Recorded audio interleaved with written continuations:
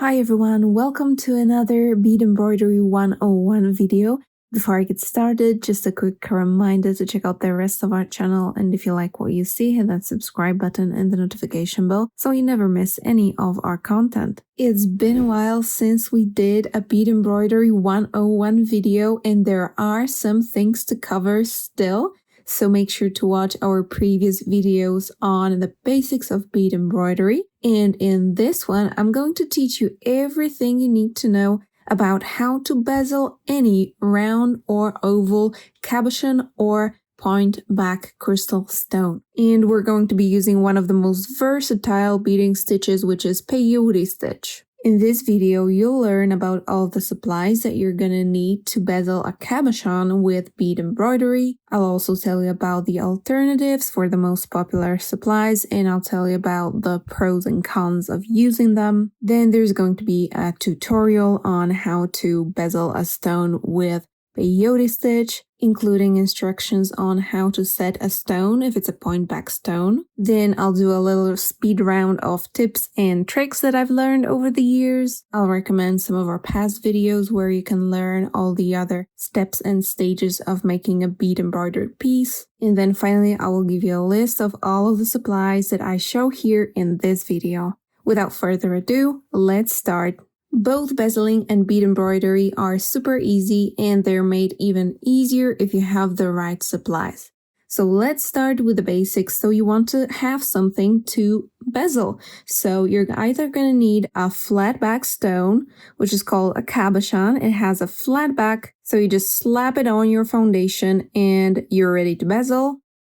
Or you're going to need a crystal stone. They usually have a pointy back that you have to figure out how to attach to your foundation to be able to bezel around it. In general, I would recommend that your stone be larger than 8 millimeters. So here I have an 8 millimeter stone that I bezeled. And anything smaller and the beads would kind of cover too much of the stone for it to work. So I would recommend that you use a stone that's larger than 8 millimeters. Here I have a 14 millimeter Rivoli. Here I have a 12 millimeter Rivoli. These are both 12 millimeters as well. These are 13 by 18 millimeter ovals, and this huge guy is 18 by 25 millimeters. To bezel these stones, you're gonna need seed beads, and for that, two types of beads are the most popular, and I do recommend them. First of all, you have the cylindrical beads, and you can choose between Miyuki Delica beads or Toho treasure beads, and the second option is round beads, and both of these are in size 11, which basically means that there are 11 beads per inch if you string them all together. You can bezel with different types of beads, but these are the most popular options that give you the best results. Another important piece to the bead embroidery puzzle is the foundation. So this is the sheet of something that you embroider on. Here I have 3 examples of really good beading foundation that you can use.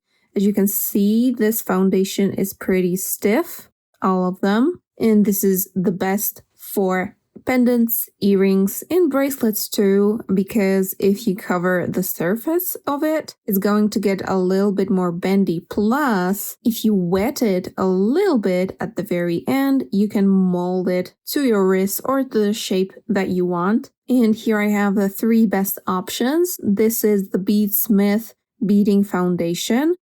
This is Lacey's Stiff Stuff, which was the OG bead embroidery foundation for jewelry, I think.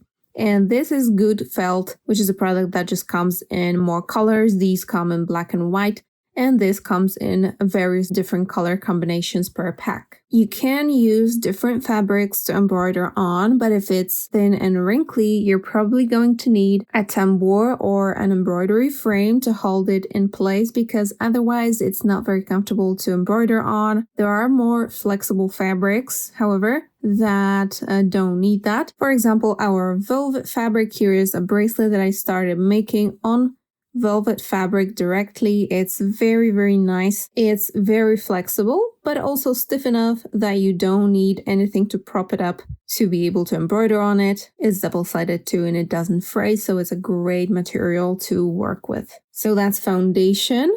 The next thing you're going to need is glue, and you can use any glue that doesn't have a strong solvent in its base. Definitely avoid using anything like super glue, especially on the backs of your crystal stones, because they might get degraded and just generally react with the glue. I typically use E6000 for that. It comes in those neat little tubes. It's transparent and it dries pretty quickly, but you can even use a water-based glue because you don't need very strong adhesion. You just want to keep your stone in place, and eventually it's the beads that are going to hold it together, so you don't need to worry about the glue. Next up is worth mentioning scissors. You're going to need something that is a little bit more detail oriented because we're going to be cutting the foundation pretty close to the stone. So you need something that will not damage the stone, but will be able to reach very close to it. Here I have two examples. These are quite large, so you just need to be a little bit more confident with those. You can use smaller ones as well. Next up in the tools section, we have the needle, and I recommend size 10. Because A, it's easier to get your thread through, and B, it's not bendable and it won't break if you pass through the foundation. So it's just more sturdy, and if you're working with 15-0s that have very small holes, for example coated ones, you can swap it for an 11 or a 12 when you reach that final row with the 15-0s. When it comes to thread, my preference is to use nylon threads like Nymo or 1G from Toho. This is mostly because they come in more colors, so you can color match them with your beads, and you don't really need that much durability that Fireline gives you. You can use Fireline, of course. I would recommend 4-pound Fireline for bead embroidery, but for me it's usually those, and these are the threads that I'm going to be using to show you how to bezel.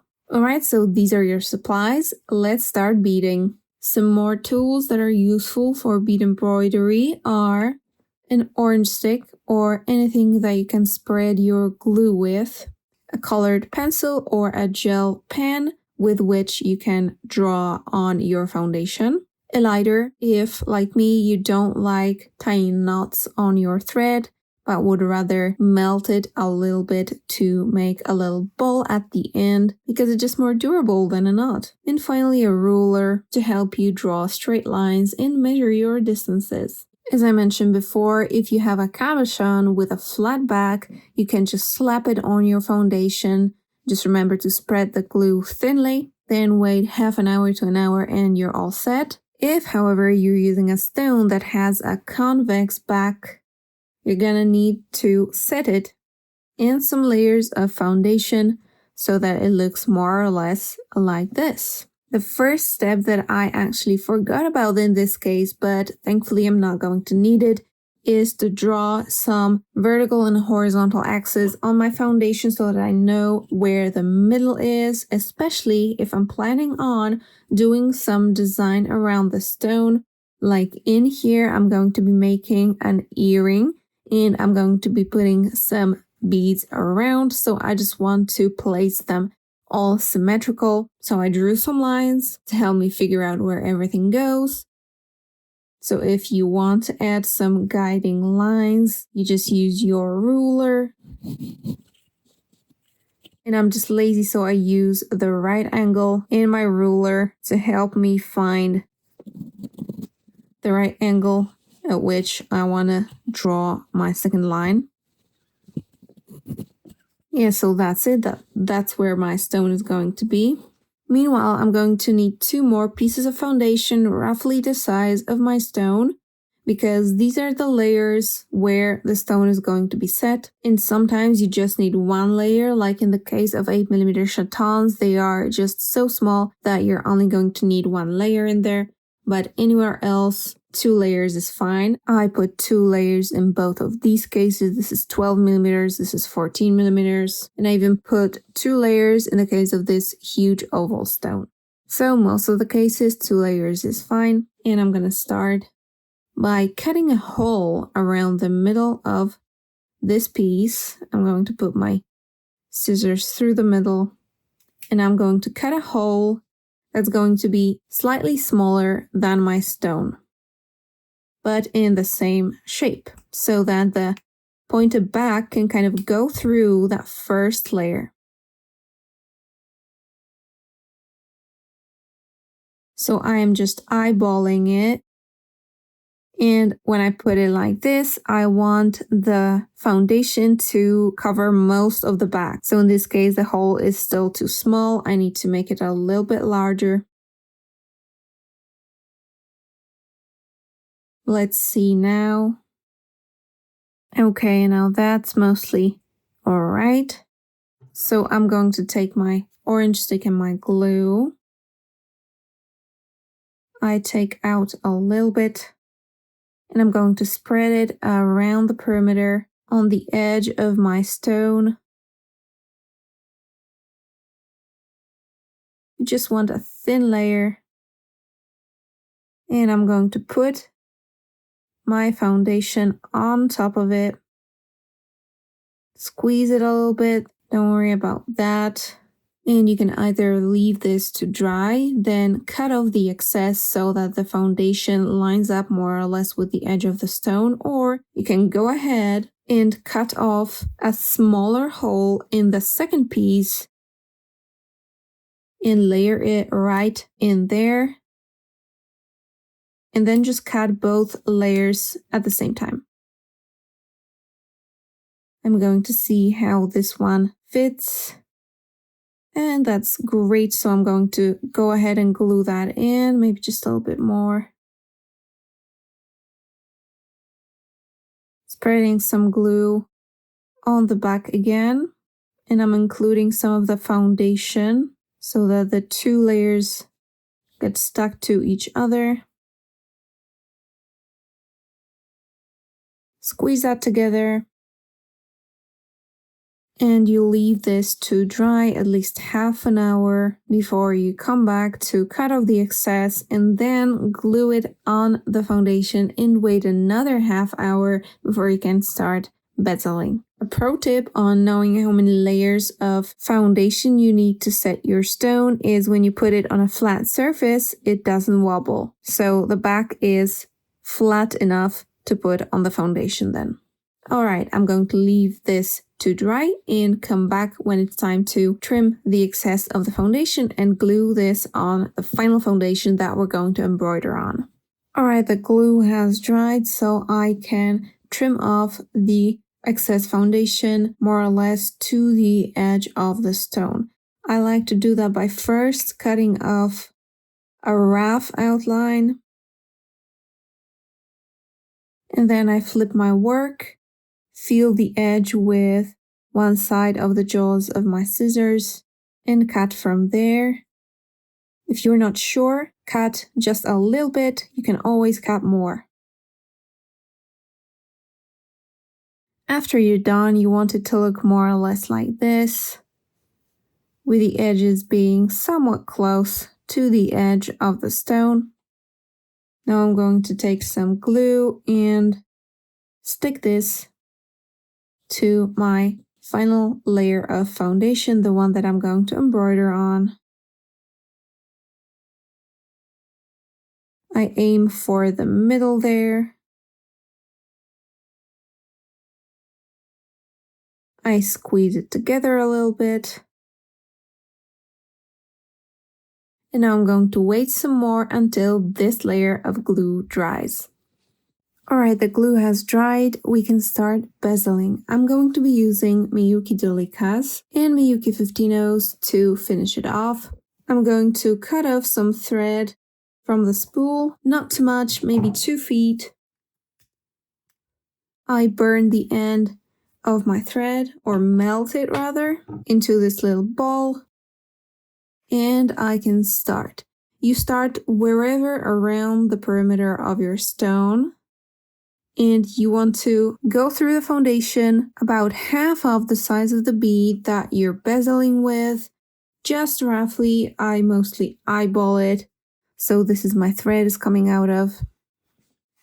And we're going to start by putting on a row of beads using the backstitch method. So I'm starting with 2 delicas.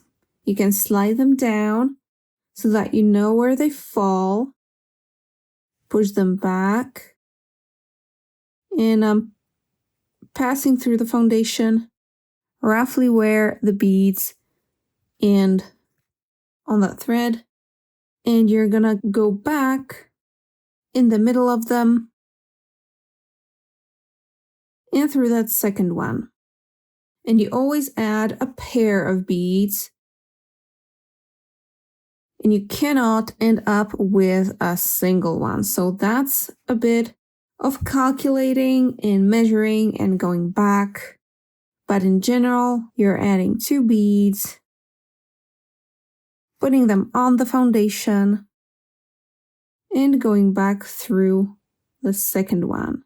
In this way, it's only the second bead that's going to be attached to the foundation from both sides, and every first bead sort of is going to be totally free to go a little bit up like this for a perfect peyote stitch.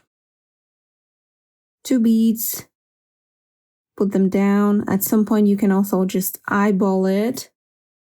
And if you eyeball it, make sure that you're not crowding the beads too close together.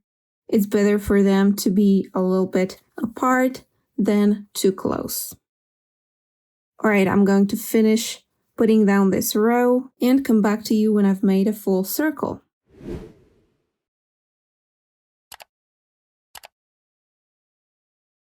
All right, and now it would be the time for my last pair of beads, but as you can see, it's a little crowded in here and I cannot fit 2 beads in here, but I do need an even number of beads around. So if this happens, if you don't have enough space for 2 beads, then you just have to take your thread off your needle and go back, take apart some of that first row. I usually go like 3 or 4 pairs back, and in my case they were spaced a little bit far apart, so I can definitely squeeze them a little bit more tight together in order for that final pair to fit in.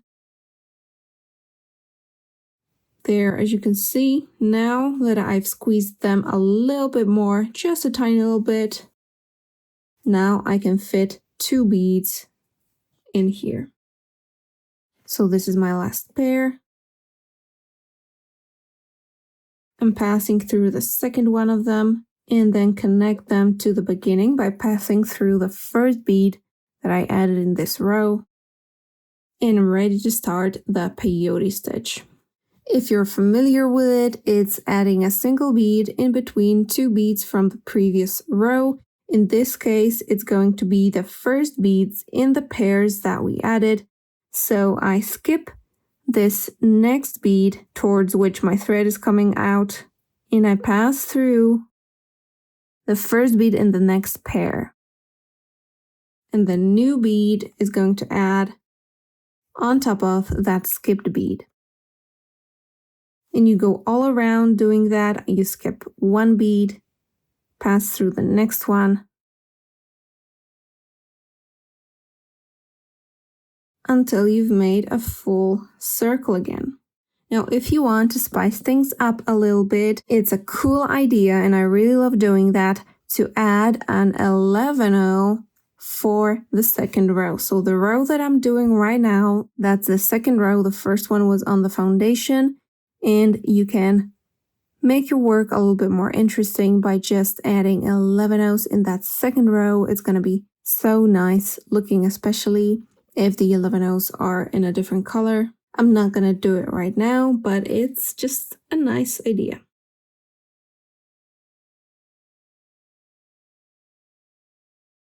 This is my final bead in this row. I'm going to pass through the first one that I added to find my thread coming out of one of the new beads in the topmost row. And I'm going to add another row just like this one, only it's going to be a little bit easier because I'm just passing through the beads that are slightly protruding. so I don't need to worry about finding every second bead. I just add one like this. Okay, and that's my last bead in this row. I'm going to pass through the first one that I added as well to be ready to add the next row. And now the number of rows that you add depends on the size and the cut of your stone as well. As you can see, this side facet is still a little bit over the edge where my last row is. So I still need to add more rows.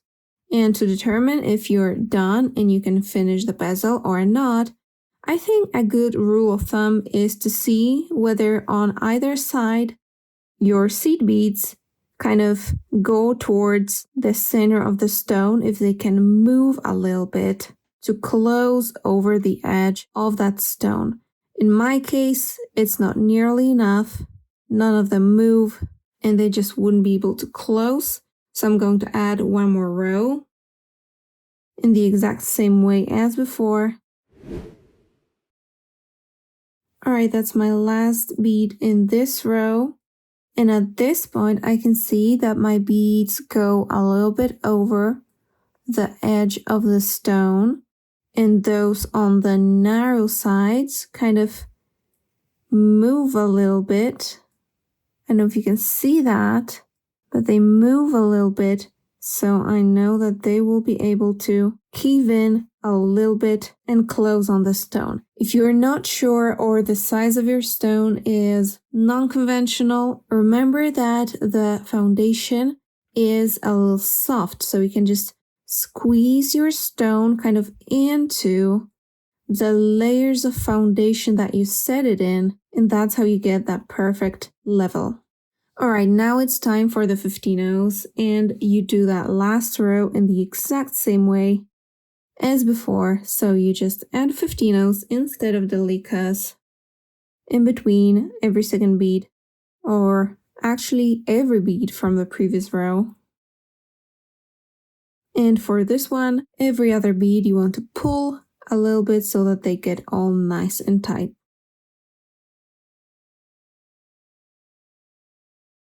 And here's my last 15-oh. Anytime you bezel a cabochon or a stone, it's always a good idea to pass through all of the beads in this last row again without adding anything, to reinforce this and make sure that everything holds nice and tight together. After you're done going through the beads in the last row again, you want to get your thread to the back of the foundation. And to do that, you just go back through all of the rows of beads on a diagonal. So I go down the next delica in the next one, going down with every pass,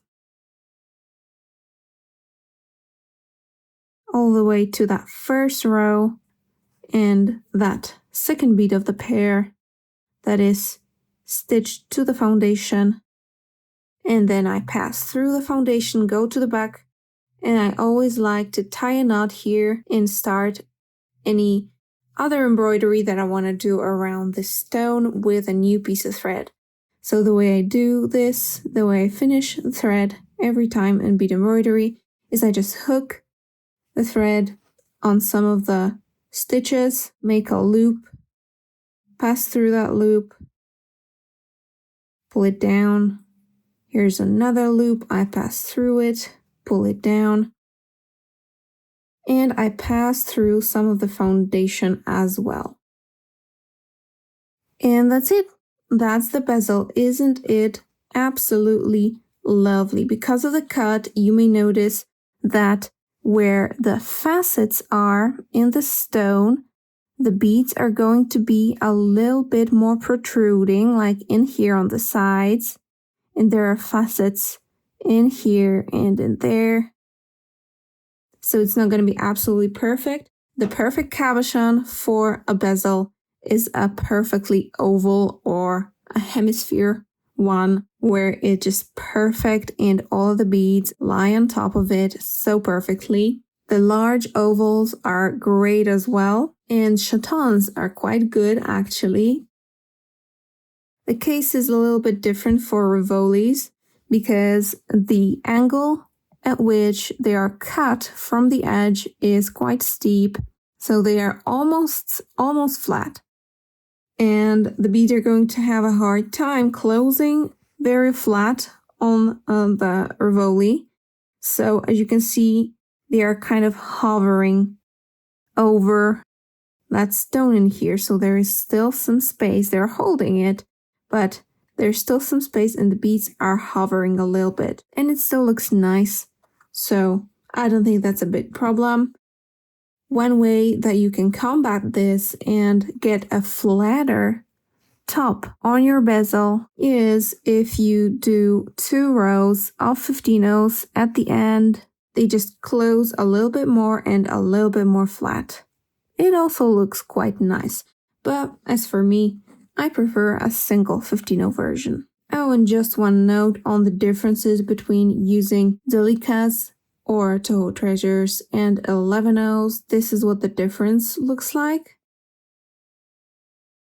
So it's just a matter of texture, I would say. So it depends on what look you prefer. To find out how to bead embroider an even row of beads on your foundation and how to finish your bead embroidered work, watch our other videos that will be linked down in the description and should appear somewhere over here. Meanwhile, let's go speed run through some of useful tips and tricks that I've learned over the years of doing bead embroidery. First of all, using good beads from a tried and tested brand is a must. It's absolutely essential if you want to get a satisfying result like in here, so I do recommend you use Miyuki beads or Toho beads. If you use a no-name brand, you're probably going to get a wonky and unsatisfactory result. Tip number 2 is before you start beading, round off the corners of your foundation because your thread snagging on the corners every time is really annoying, and that's a very easy way to avoid it. Tip number 3, if you're not sure about where to put your needle through the foundation and you want your bezel to be ultra even, you can take your pencil or your gel pen or whatever you're using and you can just draw a line where the beads are supposed to be and try to just go through where the line is with your needle. Tip number 3, if you're using a nylon thread such as 1G or Nymo, precondition it by pulling it through beeswax to avoid knotting. Tip number 5, you can color in your foundation with colored pencils if it's white. Before I go, let me list all of the colors of the stones and the beads that I used in this video so that you can get them if you like them from eurekacrystalbeads.com. I'll start with this gorgeous natural picture jasper, and this one is 25 by 18 millimeters. The beads that I added around it are African yellow opal. Next up, we have Krakowski crystal stones in heliotrope. This is an 18 by 25 millimeter oval stone. It's very large, and this is a 12 millimeter rivoli. And I bezeled them with Miyuki round beads in size 11 in matte black and Miyuki size 15 that are nickel plated. These guys are 14 millimeter rivoli stones. They are Krakowski rivolis in the color Sunshine. And I bezeled this one with Miyuki Delicas that I took from the custom mix that we made for the mid-July collection Light, the Stonehenge Ancient Ruins Light. It's a beautiful mix. And this one is Frosted Opaque Glazed Rainbow Dark Teal. That's a mouthful. In addition to that, I used Miyuki Round 11-0s in yellow gold and 15-0s in galvanized Duracoat gold. This is a 12 millimeter round rivoli in the color rose. It's not available separately at this point, but you can get it in the Viva Magenta accent mix of Krakowski crystals. All of these beautiful stones are Rosaline Delight from Krakowski. These two ovals are 13 by 18 millimeters, and these are 8 millimeter rivolis. The delicas that you can see here are Miyuki Delicas in the color, Duracoat Galvanized Rose Champagne, and these 11 O's are in Duracoat Galvanized Champagne without the rose. And all of these are finished with the 15 O's from our recent custom mix from the August 2025 collection Mystic Tides, and this color is called Dark Rose Silver Lined Alabaster. Alright guys, and that's it when it comes to this video on how to bezel any oval or round stone using peyote stitch in bead embroidery. I hope this video was informative for you, and if so, leave a comment down below which topic I should handle next. Thank you so much for watching, and see you in the next one. Bye!